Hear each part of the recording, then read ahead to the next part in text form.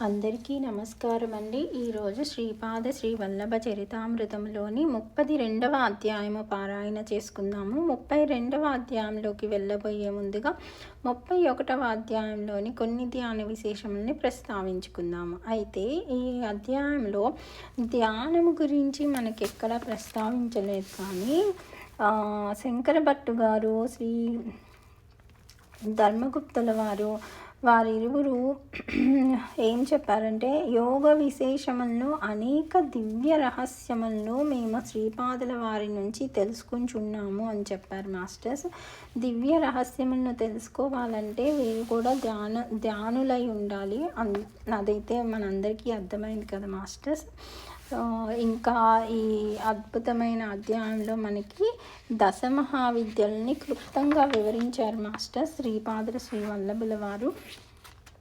ఇక మనము 32వ అధ్యాయము పారాయణ చేసుకుందాము. శ్రీపాదరాజం శరణం ప్రపద్యే. అధ్యాయము 32. నవనాథుల వర్ణనము. నవనాథుల వృత్తాంతము. శ్రీపాద శ్రీ వల్లభుల దివ్య చరణారవిందముల స్పర్శ గావించిన తదుపరి నేనిట్లు ప్రశ్నించి తిని, మహాప్రభు, నవనాథులని పేరు వహించిన సిద్ధయోగులున్నారనియు వారందరూ శ్రీ దత్తప్రభువుల అంశావతారములనియు వినియుంటిని. శ్రీచరణులు వారి గురించి తెలియజేయవలసినది. నవనాథులు పేరు వినగానే శ్రీ వల్లభుల కనుదోయిలో అమృత వృష్టి ప్రవాహ రూపముగా బహిర్ముఖ సృష్టి మీద పడుచున్నదని గ్రహించి తిని. గోమాత తన లేగదూడపై ప్రసరించు ప్రేమ చైతన్యము వారి దృష్టి యందు నాకు కనిపించసాగినది. వారు సంతుష్టాంతరంగులై ఇట్లనిరి, నాయనలారా, మత్స్యేంద్రుడు, గోరక్షకుడు, జాలంధరుడు, గహని, అడ్భంగుడు, చౌరంగుడు, భర్తరి, చర్పటుడు, నాగనాథుడనడి వారలు నవనాథులు. వీరి స్మరణ మాత్రముననే శుభఫలములు సిద్ధించును. నవనాథులను స్మరించు వారిపైన దత్తప్రభువు యొక్క కరుణా కటాక్షము తప్పక ఉండును. ఈ కలియుగము కొద్ది వర్షములకు ప్రారంభమగు ముందు శ్రీకృష్ణుడు ఉద్ధవాది మహాభక్తులతోనూ సమస్త యాదవులతోనూ పర్యవేక్షించబడి నవనాథులని నేడు పిలువబడు నవనారాయణులను స్మరించెను. వృషభ చక్రవర్తికి 9 కుమారులు కలరు. వారిలో నారాయణాంశ సంభవులైన 9 నవనారాయణులందురు. వారు కవి, హరి, అంతరిక్షుడు, ప్రబుద్ధుడు, పిప్పలాయనుడు, అవిర్హోత్రుడు, ద్రుమీలుడు, చమసుడు, కరభాజనుడు. వీరందరూ అవధూత స్థితిలో నుండి సిద్ధ పురుషులు. నా ఆజ్ఞ మేరకు కృష్ణావతారమున చేసిన వాగ్దానము మేరకు ధర్మ సంస్థాపన కార్యమును నిర్వహించుటకు నవనాథులుగా వారు ఈ భూమి మీద అవతరించిరి. కవి అనువాడు మత్స్యేంద్రుడుగా జన్మించెను. వీనికి శిష్యుడిగా హరి అనువాడు గోరక్షకుడనే పేరుతో జన్మించెను. అంతరిక్షుడనేవాడు జలాంధర నామధేయముతోనూ, ఇతనికి శిష్యుడిగా ప్రబుద్ధుడు కానిపాయను పేరుతోనూ జన్మించెను. పిప్పలాయనుడు చర్పటునాథుడను పేరుతో జన్మించెను. అవిర్హోత్రుడు నాగేశనాథుడను పేరుతో జన్మించెను. ద్రుమీలుడు భర్తరీనాథుడను పేరుతోనూ, చమసుడు రేవనాథుడను పేరుతోనూ జన్మించిరి. కరభాజనుడు గహనీనాథుడన పేర జన్మించెను. సృష్టి ఆదియందు ఒకానొక కారణమున బ్రహ్మదేవుని వీర్యము స్ఖలనమొందుట జరిగెను. ఆ వీర్యము నుండి అనేక స్థలములందు అనేక ఋషులు జన్మించెదరని వ్యాస మహర్షి భవిష్యత్ పురాణమున చెప్పియున్నాడు. ఉపరిచరుడను పసుపు ఒకడుండెను. అతడు ఊర్వశిని చూసి మోహించెను. అతని వీర్యము ద్రవించి యమునా నదిలో పడెను. దానిని ఒక మీనము త్రాగెను. ఆ మత్స్యము నుండి మత్స్యేంద్రనాథుడనడి వారు జన్మించెను. శివుడు మన్మధుని తన లలాటాగ్నితో భస్మమునర్చగా ఆ భస్మమునందు సూక్ష్మరూపమున మన్మధుని యొక్క ఆత్మ ఉండెను. బృహద్రథుడను రాజు యజ్ఞమును ఆచరించినప్పుడు ఆ యజ్ఞకుండమునందుండి జలాంధరనాథుడు ఉద్భవించెను. రేవా నది నందు అనగా నర్మదా నది యందు పడిన బ్రహ్మవీర్యము నుండి రేవణ సిద్ధుడు జన్మించెను. కొంత బ్రహ్మవీర్యము ఒక నాగసర్పము శిరమున పడినది. అది భక్ష్య పదార్థమని తలచి దానిని తింట వలన గర్భవతి అయినది. జనమేజయుడు సర్పయాగమును చేయుచుండెను. అప్పుడు ఆస్తికుడను మహర్షి జన్మించబోవు ఈ మహాసర్పమును నాశనము కాకుండగా తక్షకుని కుమార్తె అయిన పద్మినియను ఆ నాగకన్యను ఒక పెద్ద మర్రి చెట్టు తొర్రలో దాచెను. ఆ గర్భస్థ పిండమునందు అవిర్హోత్రుడను వాడు జన్మించవలసి ఉన్నది. ఆ గ్రుడ్డును ఆ మర్రి చెట్టు తొర్రలోనే ఉంచి తక్షకుని కుమార్తె స్వస్థానమునకు వెళ్ళినది. అందుండి వటసిద్ధ నాగనాథుడన పేర అవిర్హోత్రుడు అవతరించెను. మత్స్యేంద్రుడు దేశ సంచారమునరింపునప్పుడు సంతానహీనురాలైన ఒక స్త్రీకి కొంత భస్మమును మంత్రించి ఇచ్చెను. ఆమె విశ్వాసము లేక ఆ భస్మమును పెంట దిబ్బలలో పారవైచినది. ఆ భస్మము అమోఘ శక్తి సంపన్నమగుటచి అందుండి గోరక్షనాథుడుద్భవించెను.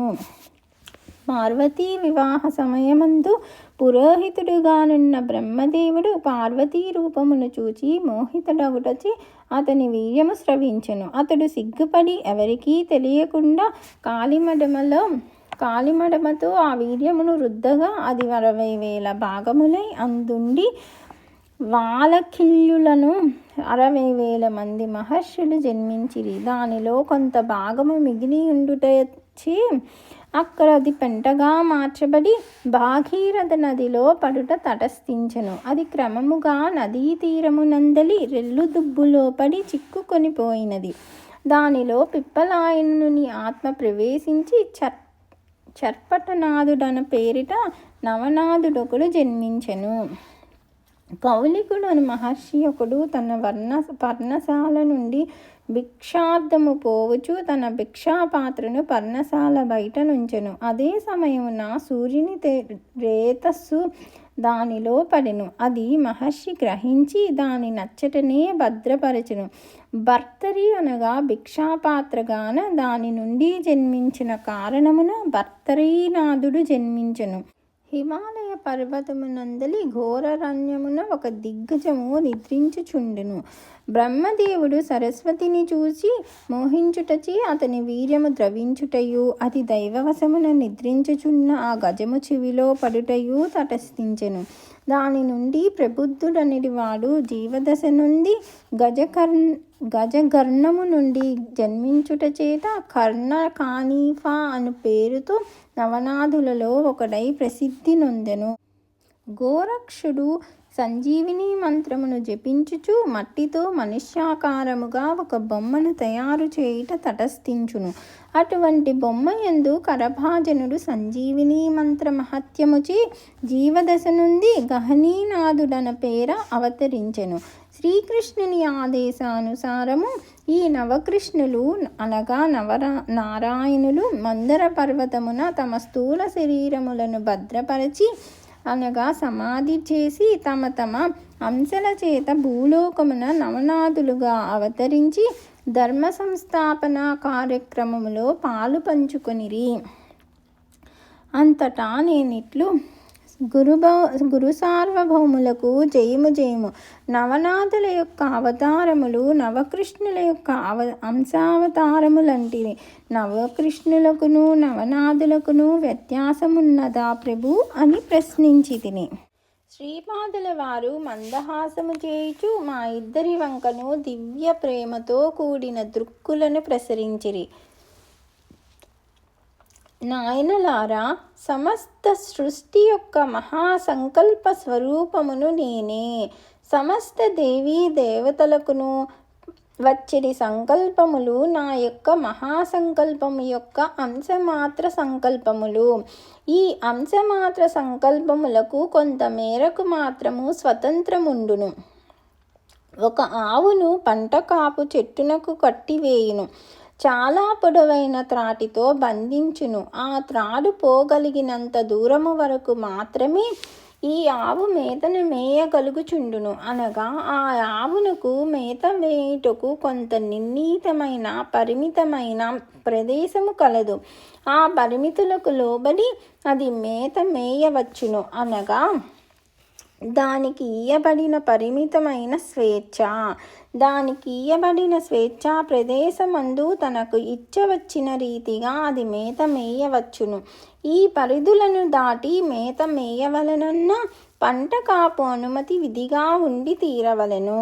అచ్చటనున్న మేత అయిపోయినప్పుడు పంట కాపు దాన్ని వేరు చోట చెట్టునకు కట్టివేయుటయో లేక అదే చెట్టునకు కట్టినను త్రాడును పెద్దదిగా చేసి కట్టుటయో చేయును.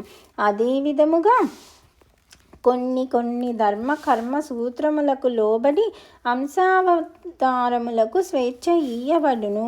అందువలన సంకల్పము మూలతత్వము నుండి వచ్చును. దానిని అమలు చేయు బాధ్యత అంశావతారములకు ఇయ్యబడును. ఏదైనా సమస్యలు ఉత్పన్నమైనప్పుడు అంశావతారములు మూలతత్వమునకు ఈ ఆవేదనలను తీసుకొని వచ్చెదరు. మూలతత్వము నుండి అనుగ్రహమును తీసుకుని వచ్చి జీవులకు శ్రేయస్సును కలిగించెదరు. మానవులకుండునట్లు రాగద్వేషములు అహంకారాది దుర్గుణములు అంశావతారములకు లేకపోవుట వలన మూలతత్వము ఏ కార్యములను చేయ సమర్థమగుచుండునో అంశావతారములు కూడా అవే కార్యములను చేయగలుగుచుండును. అందువలన జీవులకు సంబంధించినంత వరకు అంశావతారముగా వచ్చినను పూర్ణావతారముగా వచ్చినను వ్యత్యాసమేమియునూ ఉండదు. శ్రీపాద శ్రీ వల్లభులకు జయము జయము. 32వ అధ్యాయము సంపూర్ణము.